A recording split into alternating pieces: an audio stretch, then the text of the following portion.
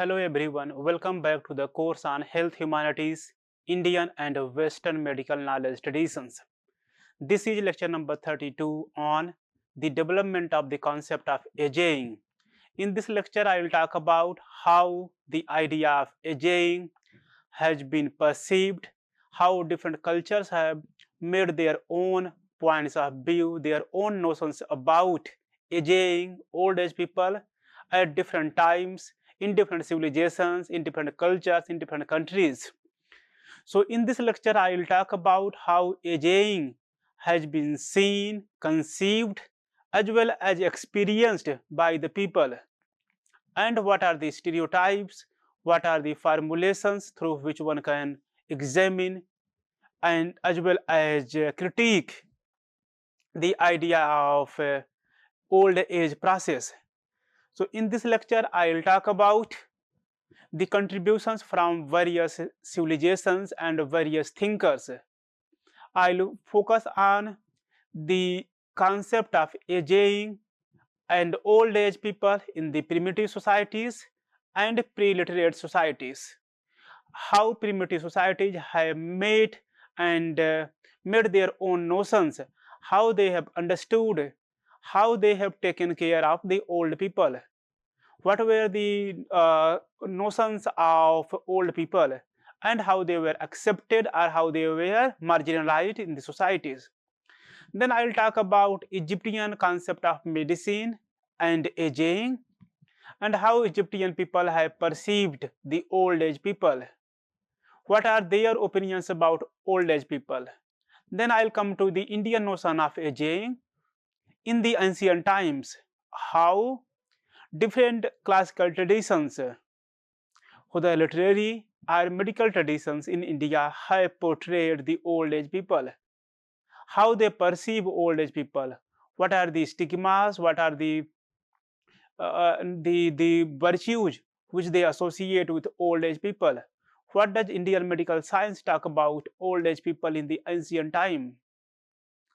Then I will talk about the Indian medical thoughts, particularly focusing on Susruta Samhita and some other important thinkers and medical treatises.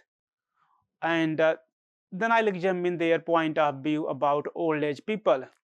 Similarly, I'll talk about Greek medicine, focusing upon Hippocrates' notion of aging. How does he considers the people who are old? How does he formulate his opinion? Then I'll talk about Aristotle's view on aging. Also, I'll focus on Galen's contribution about aging and old age people, how they think, how they consider aging is a part of society, as well as how they consider that aging is also a kind of burden on the society. I'll also focus the Middle Ages concept, particularly in the with reference to Roger Bacon, and what does Roger Bacon has to say about aging and why his views and opinions matter when we think about aging. Further, I'll also discuss how aging can be connected with medical, spiritual, and philosophical ideas, not only in the Indian context but also in the Western context. And in this way, I'll try to present an evolving perspective over time, an evolving perspective on aging, how they have been shaped, constructed, formulated, and has become part of the academia.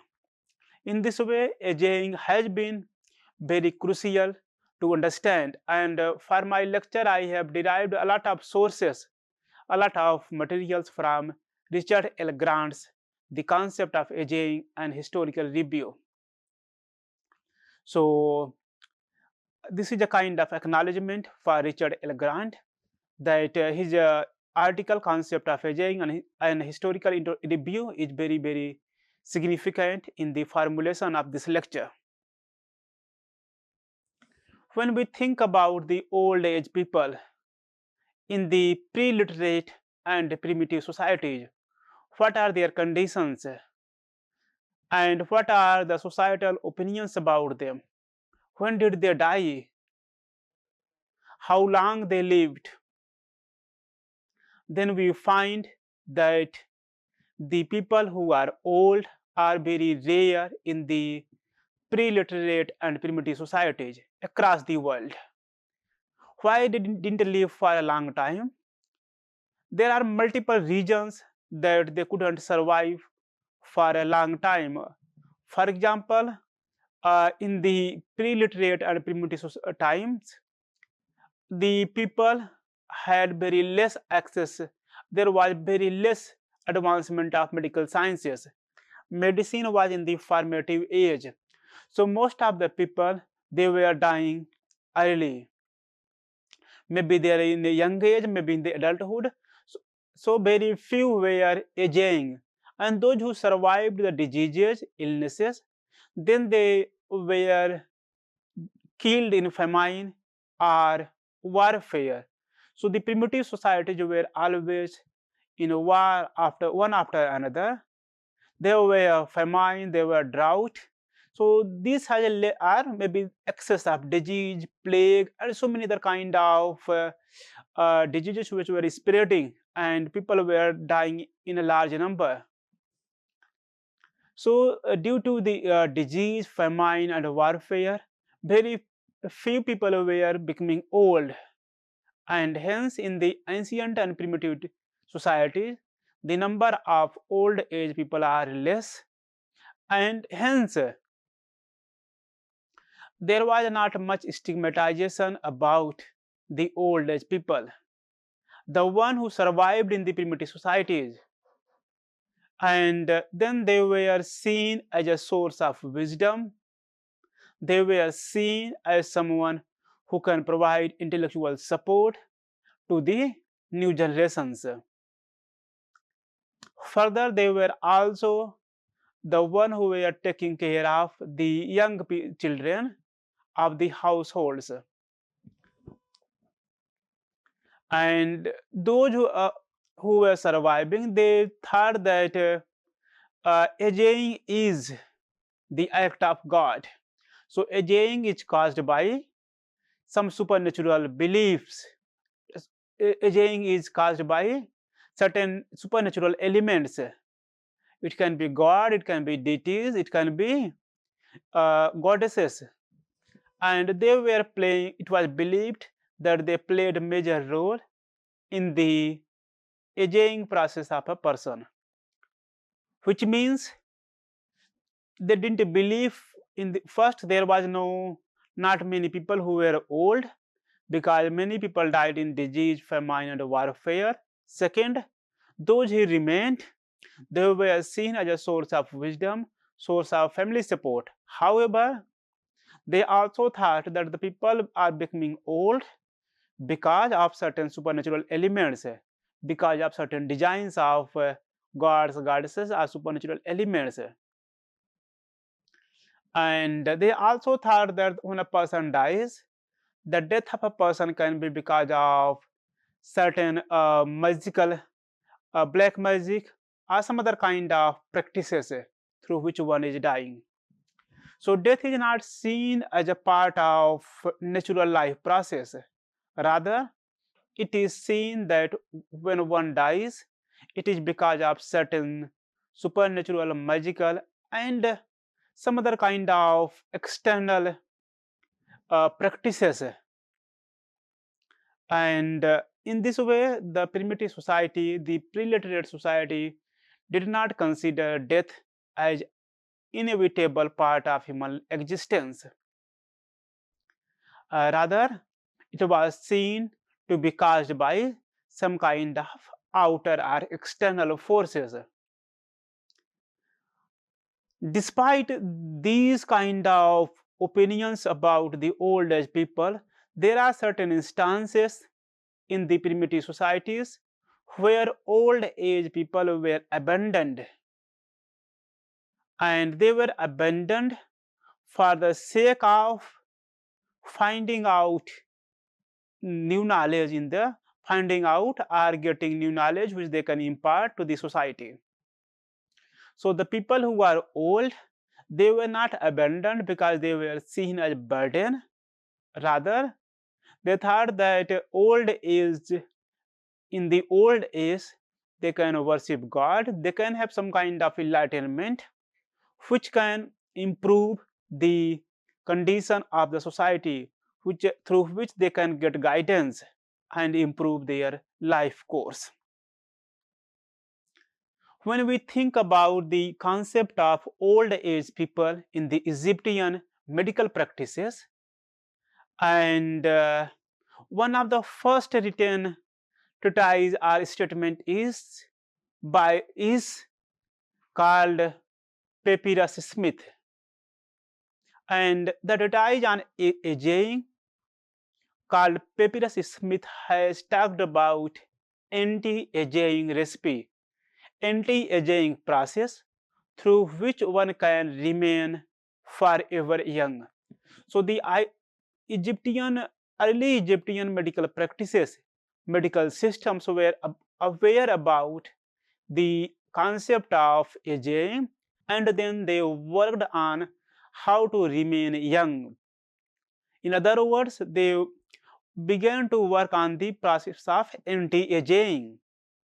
They made a recipe of anti-aging. This is something like what you call like recipe of food, a recipe of certain items, and then how one can remain young, and then it has formulated certain norms.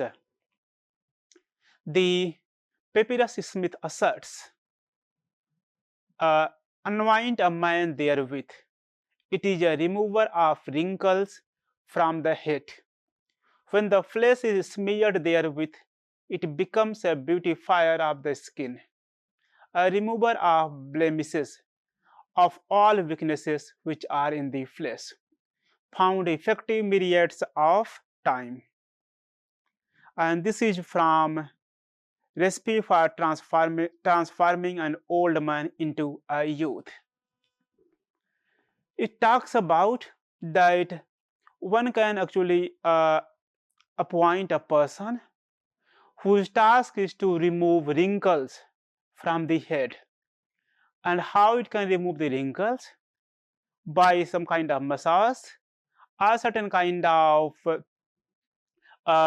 appliance of oils or some other materials which can beautify the skin and remove the blemishes and weaknesses from the flesh. In a way, the idea of like a beautification, the idea of skin therapy through different mediums, maybe through using some kind of oil, some kind of massages, one can look young, one can remove some kind of dark spots, blemishes, or wrinkles from one's face, from one's skin. And the notion of old age was becoming prominent in the Egyptian medical system as well as in the Egyptian society. Their entire concern, entire focus was how to maintain, how to revive the beauty and vitality of a person. And the process of revival contained exercises as well as some kind of natural ointments, some kind of natural uh, medicines which can be applied on the skin, and then that can beautify one's skin, one's face. In this way, we find that the Egyptian culture, Egyptian society, and Egyptian medical practices valued preserving one's youth, one's appearance, one's uh, young life. They didn't believe that aging is something which one should be accepting as a natural process. Rather, they worked on how to remain young, how to stop aging, how to practice the method of anti-aging. When we look at the Indian concept of aging, it has very different notion about aging. When we look at how Indian society, Indian culture, Indian philosophy, Vedas, Upanishads, and different systems of philosophy have talked about aging, then we find that aging has been one of the major concern of Indian philosophy, Indian tradition. It has various names through which it has been identified, like Vriddha, Jara, and many other names are associated with this. When we look at the experiences of Buddha and what he in his before he got enlightenment, Buddha was once thought he will be traveling to the city and seeing the city, experiencing the city, and on the way he meets a person who is bending, who is walking with the help of a stick. Buddha, then known as Rahul, inquired, "Who is this?" And his guide informs him that this is an old man. Then Buddha inquires, "Can this be the fate of every human being, every individual?" And the man responds, "So that everyone will be meeting this fate." This story makes Buddha sad, revealing that old age or aging is something which is limiting one's day-to-day activities. It is restricting one's life activities. However, in the larger context, we find that aging has been seen as a spiritual opportunity, because the people who become old, they devote themselves in worshipping gods, in reading spiritual texts, and getting themselves enlightened, as well as providing spiritual knowledge to the society, to the other people. So aging is not seen as a limitation, rather it has been seen as a medium of self-growth, in which one learns, one practices these about spiritual thoughts and methods. So spirituality has been seen as something which is very crucial once one becomes old. And in this way, aging and spirituality go hand in hand in the classical Indian systems of thought. Why spirituality? It suggests that once a person becomes old, then their task is to devote their life in some higher and noble goals. They should get free from the material needs, and so their life is for the sake of the higher, the ultimate achievements. So how this spirituality can be achieved? We find that our Indian classical system of thought talks about renunciation. It talks about how one gets free from all kind of actions. So renunciation becomes very significant. We find that the life of a person has been divided into four parts. Like for example, brahmacharya, where a person is there for up to 25 years, where they can study and gain knowledge. Then grihast, from 26 to 50, where they can get married, have family, collect wealth. And then 51 to 75 is called vanaprasth. So like once people enters into old age, so they have to uh, uh, desert their house. They have to leave their house and move to the forests. And where they can actually gain knowledge, where they can practice different kind of methods. So Vanaprastha is very important in the aging process. And finally, if they survive from 76 onward, this is sannyas, where they renounce all kind of material possessions. They survive by begging alms, because they do not do anything for their survival. Rather, they survive on the food and the grains given by the people.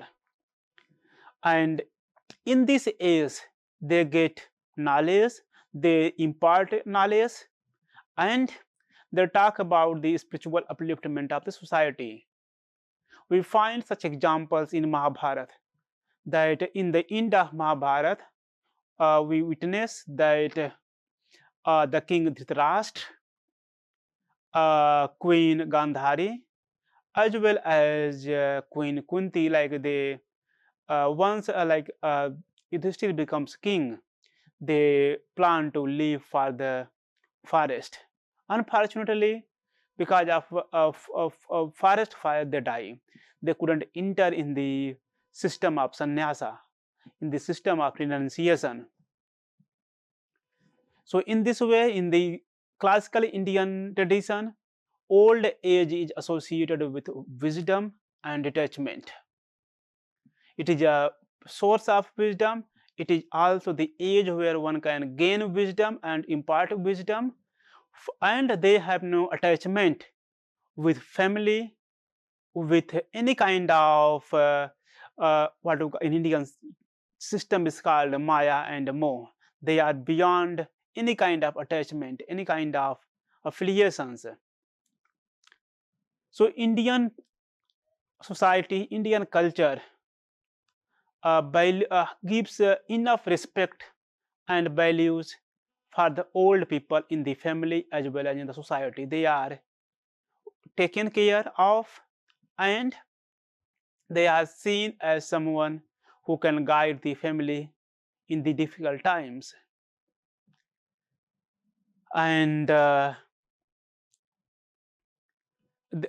old age people in the Indian culture, they act as per dharma, as per the age appropriate behavior. So when we look at Indian philosophy, Indian system of thought, it talks about that it's the body which ages, soul remains forever the same. Soul never decays, it never becomes old, it is forever unchanging, it is permanent, without any change. And when we look at how it has been perceived, and then we find that the old age is a period for spiritual preparation, and it also gives a time for the final goal for nirvana, where once a soul gets free, it's about moksha. So old age is about spirituality, and spirituality will lead to nirvana, the moksha, which makes one's soul free from the cycle of birth and death. It makes a soul free, and where soul transmigrates and then rejoins the oversoul, the world soul, the higher soul, or the God. So old age is a medium for the advancement of spiritual knowledge, as well as a medium to get one's oneself free from the cycle of life and death. When we look at Manusmriti, it says that when householders see wrinkles on one's skin, one should then depart to the forest and devote oneself in the gain of in the spiritual knowledge. When we think about how Indian medical system has talked about, in Sushrut Samhita, aging is known as jara. It is seen as something natural. This is something very different compared to the primitive, illiterate societies. So, Sushruta considers aging as a natural, inevitable process which is characterized by gradual decline.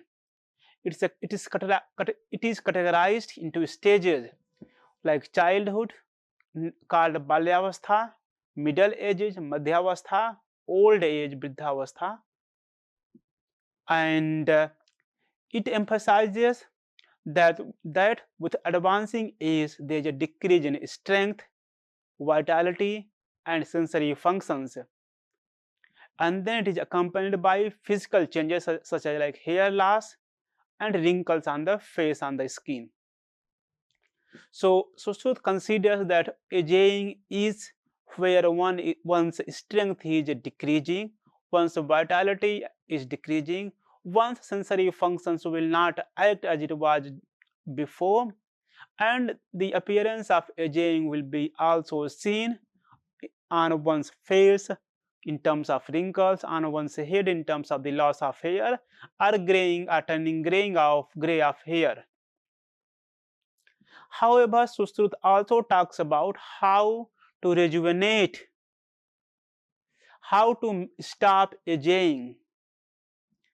He says that though aging is a natural phenomenon like hunger, thirst, sleep, and it cannot be entirely prevented, but it can be managed by certain lifestyle choices and certain kind of treatments. And then Sushruta talks about the physiological changes that happens aging, and he says that though like the changes are in terms of like wrinkles, in terms of becoming a person bald or turning gray of hairs, but there are also various other aspects which talks about the decline of body. And so aging, according to Sushruta, are also seen in terms of dhatus, the body tissues, where the body tissue become weak and less nourished, they become weak. Then indriyas or senses whose functions decline. For example, like one may not see, one's like visual power can decline, one's auditory power can decline, one's touch perception can decline, taste perception can decline, smell perception can decline, one's like strength can decline, and he calls it agni, metabolic fire. The digestive fire weakens, that one cannot digest all kind of foods, they have to take selective meals, and it will reduce their metabolism and vitality. He talks about ojas, the decline of vital essence, where the body's immunity and resilience weakens. One can become prone to a number of diseases, for example, Alzheimer's, autism, or any other kind of disease, maybe memory loss, forgetfulness, etc. Despite like all these declines, so Sushruta refers that aging is and remains uh, a powerful period in the spiritual progress. He talks about how to reverse aging, where he refers to soma or somrasa, which were used by gods and gods. So, over here in the context of Sushruta, somrasa is a kind of material which is produced with different natural ingredients and helps one to remain healthy and strong for a longer period of time. When we look at the Ayurvedic approach to aging, we find that aging is, Ayurveda also considers aging as a natural process. It emphasizes that one can remain healthy by maintaining a healthy lifestyle, and it can, if one maintains a healthy lifestyle, it can delay the onset and progression of age related changes. What are the age related changes? He talks about that here one has to maintain one's daily routine, dincharya, where uh, Ayurveda talks about like maintaining a balanced daily routine, including proper diet, proper sleep, and proper exercises, activities, which can help maintain one's health, and it can slow down the aging process. So what we find over here, that though Ayurveda talks about that aging is natural, but at the same time it can be delayed through different routines, through different daily routines. Then he talks about Rasayan therapy, therapy based upon some kind of ingredients, uh, in, and which can bring Ayurvedic rejuvenation, and it can improve one's strength, longevity, vitality, potentiality, and slow down the aging process.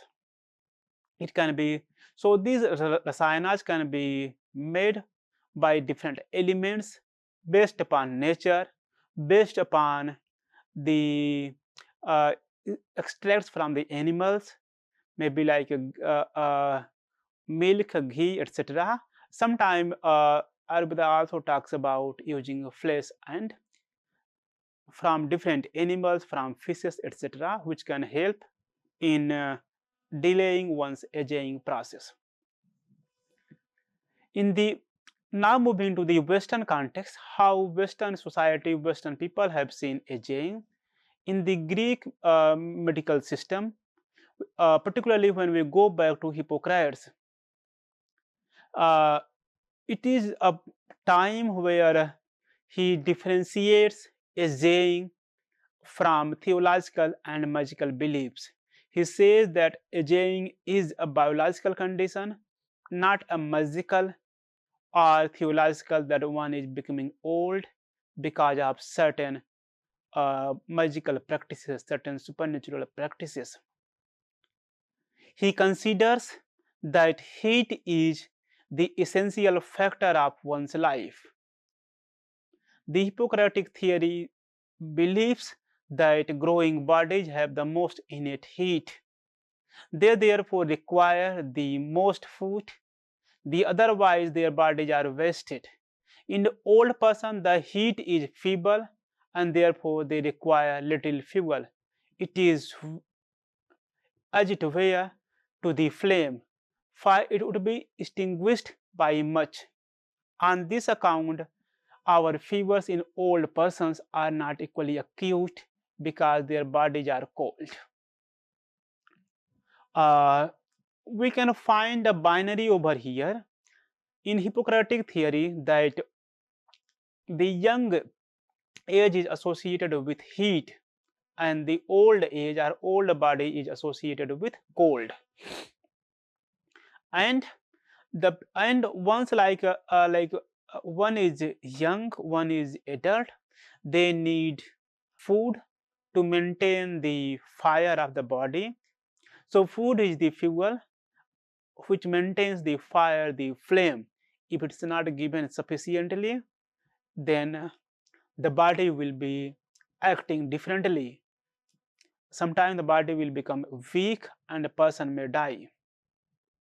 The metaphor of a flame getting extinguished. And in the old age, people need a little amount of food. And also the old age or aging has been seen decline of the body heat.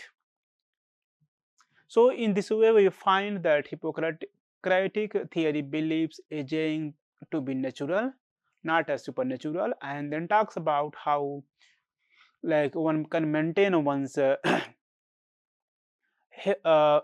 age by certain kind of practices. We have also the association of disease in the old age, and with the cold body. So the Hippocratic theory believes that old age is where one becomes prone to so many diseases, and it can lead to their death. And in this way, for the first time in the Western medical context, we find aging to have a rational as well as scientific explanation than magical explanation or justification. When we come to Aristotle, he says that in his book on youth and old age, on life and death, and on respiration. So in these books, he talks about the concept of aging. So Aristotle says that the soul of a person resides in the heart, and the heart has natural heat. This is one thing which we kind of find common in most of the Western thinkers, that they consider aging as decline of innate heat in the body. It can be seen in the case of Hippocrates, Aristotle, and so many other thinkers. Uh, uh, and in the context of Aristotle, he talks about that a person's death can be caused by different means. One of them is natural death, which is becoming old, and then he also talks about that people can die before in a warfare, in a violence, or some other ways. So he talks about natural death as well as violent death. And then he says that natural death are sometimes which can which can exist for a long time. So natural death can not occur to a person, and old people can become old before. So natural death and old age in this way are not seen as synonymous, because a person can become old early, however he can survive for a long time and then die much later. Aristotle also refers about minor ailments, diseases, and he also talks about deadly diseases in the old age that can lead to death. When we think about Galen's contribution to the old age, this is another Greek thinker who combines the theoretical notions, the ideas of Hippocrates as well as Aristotelian views. He defines old age as like becoming body dry as well as cold. Galen says that this is why we grow old, some at one age, others at another, sooner or later, because we either are from beginning by nature excessively dry, or become so either from circumstances, or diet, or disease, or worry, or some such cause. For that which all men commonly call old age is the dry and cold constitution of the body, resulting from many years of life. So Galen gives the causes of old age, the why a person becomes old, or why a person's body becomes weak and dies. He says that uh, it is because of a number of circumstances, that not having a good diet, sufficient diet, or it can be because of disease, it can be because of worry, the mental tension which one is having, or some other causes. He associates old age with a dry and cold constitution of body. So this is something like similar with other thinkers as well. However, he promotes the concept of health in accordance with nature, where he says that Though aging is inevitable and eternal, one cannot stop aging, but it can be prolonged. Once aging can be stopped and life can be prolonged by maintaining some kind of a lifestyle as per the nature. Galen has opposed that aging is equal to disease. When we look at like the other philosophers, they compare aging with disease, but Galen opposes this. He says that the impaired capacity of function determines health. Nor is weakness of function, strictly speaking, a sign of disease. So a body becoming weak is not a sign of disease, but only what is contrary to nature. Such a man, we should say, has some disease unless he suffers this on account of old age. And some say that this also is a disease, for all disease is contrary to nature. But such people are not contrary to nature and more than the aged. Galen proposes that old age is not similar to nature, old age is not similar to disease, because disease is contrary to nature, and people are not contrary to nature. Weakness is not the symbol of disease. One ought not, therefore, to determine health and disease merely by vigor or weakness of function, but one should apply to the healthy the term in accordance with nature, and to the sick the term contrary to nature, and disease a condition producing function contrary to nature.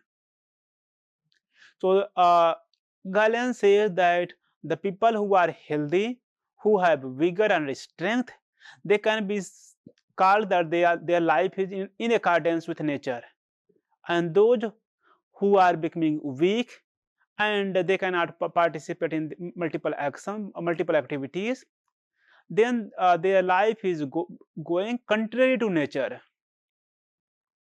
But it is not the what you call lack of vigor or weakness that can be called disease.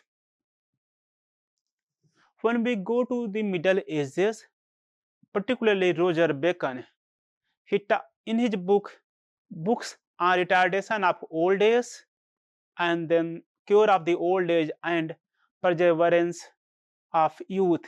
In these two books, he talks about old age, and we also find that with the very title, he refers that old age has some kind of retardation, some kind of mental illness. He also talks about the cure of old age.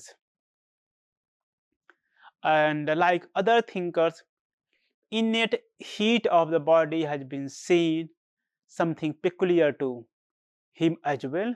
He considers aging is loss of the innate heat.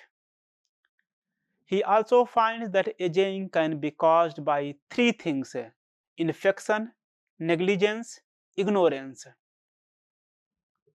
He says that from these three things, namely infection, from the great increase of living creatures which infect the air. So infection can be caused by viruses, can be caused by some kind of what we call pollutions that will lead to different kind of bacteria emerging in the air, in the water. So one like causes of aging is number one, infection. Number two, negligence. Negligence means one is not maintaining one's health, not following proper routine. And third is ignorance. Ignorance of not conducting to a healthy lifestyle, living a disordered way of life that can be due to some kind of problems, and it can reduce the natural heat and it will reduce one's manhood, and their strength will diminish. So innate heat is very necessary for remaining young.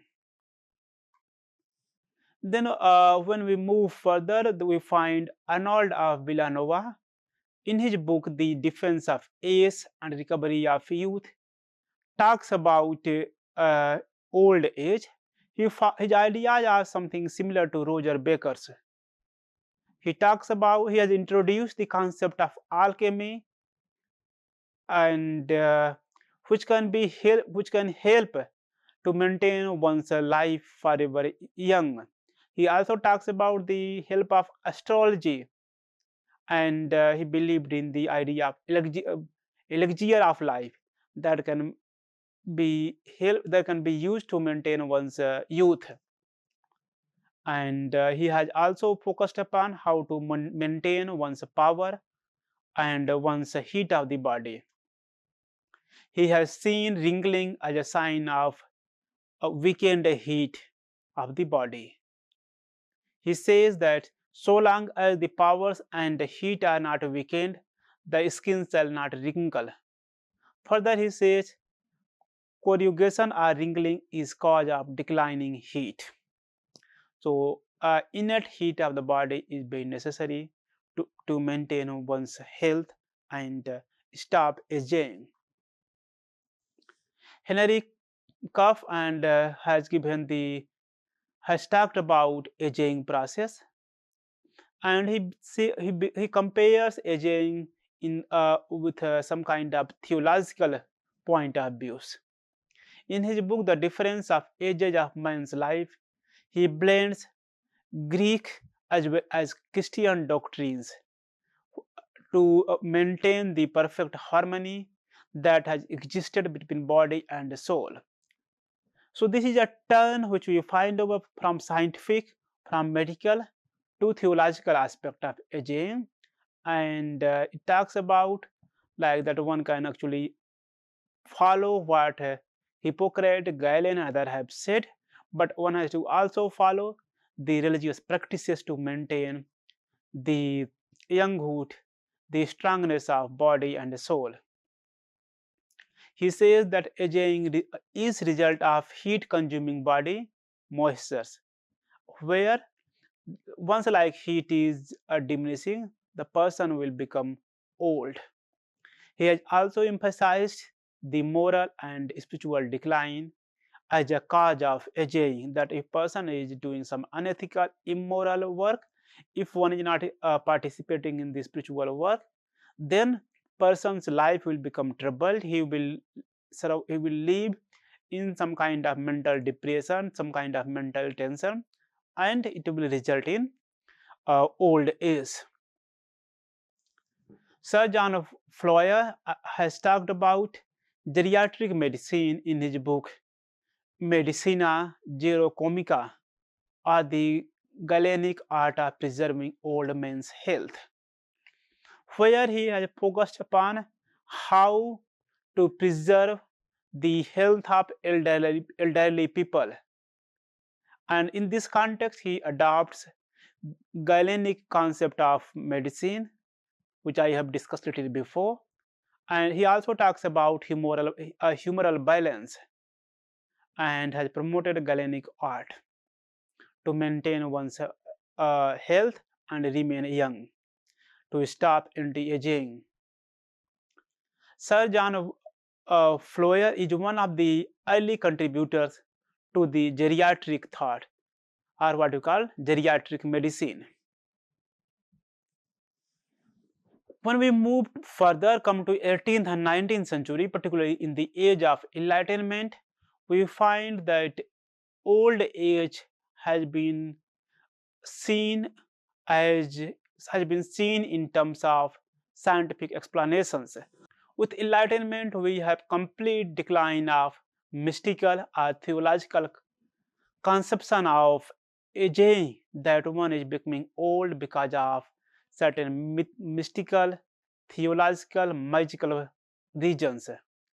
Rather, the enlightenment emphasizes on physiology and anatomy as a, as a source, as a cause of aging.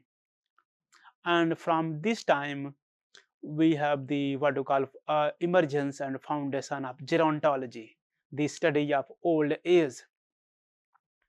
Enlightenment has also proposed the progressive attitude towards the old age people, how one can take care of the old people, how they can be integrated in the society, how they can become part of the rest of the people in the family. So they are not stigmatizing and demeaning the old age people. As discussed earlier, one has to differentiate aging and disease, because aging is not a disease. Aging is a condition of body, and it is in terms of molecular and biological differences which happens after a point of time. So there was a debate, long debate, whether one should consider aging as a disease. Uh, it will be wrong to call aging as a disease. Galen has talked about aging to be natural, not contrary to the nature. Disease is contrary to the nature, but aging is not contrary to the nature. And so one should avoid this confusion between aging symptoms and the symptoms of disease. Modern philosophy, modern thinkers have given this clear distinction between disease and aging. They see that they are separate. However, aging does lead to more more diseases. That once a person is becoming old, they may get more, they may have chances of getting more diseases. However, it is not similar to aging. So when we look at the legacy of classical thoughts, then we find that our contemporary time has a long-lasting influence of Hippocrates, Aristotle, Galen. Further, the medical and philosophical discussions have led to the contemporary understanding of aging old age people and how one should consider, accept, and give proper space in the society. In this way, we find that though there has been a lot of progress, changes in science, medicine, philosophy, and literature, however, there is a continuity in the idea of old age from classical times, from classical thoughts to the modern times and modern thoughts, because they blend science, ethics, and spirituality, which provides a balanced life for the old age people. However, some people put persistent questions about meaning of the life of the people who are becoming old, and we try to actually balance it, that old age is where their life activities may be limited to certain extent, but this is not the decline of one's capacities. Rather, they are acting in accordance with nature. How one is acting in accordance with nature? For example, like a tree are like animals, like they are like they once like they are born, they grow old, and after a point of time they also die. Similarly, like when a human being is born, they will grow and they will become a young adult and die. So to conclude, we find that the theories of old age has been evolved through cultures and through different scientific advancements, where they have seen aging as both a problem in terms of disease, in terms of the lack of life activities, in terms of the decline of energy, vigor, but it has been also seen as an opportunity in terms of gaining spiritual knowledge, serving the society. We have seen that the conception of old age and aging has been developed from supernatural, magical, religious beliefs to the scientific and rational approach.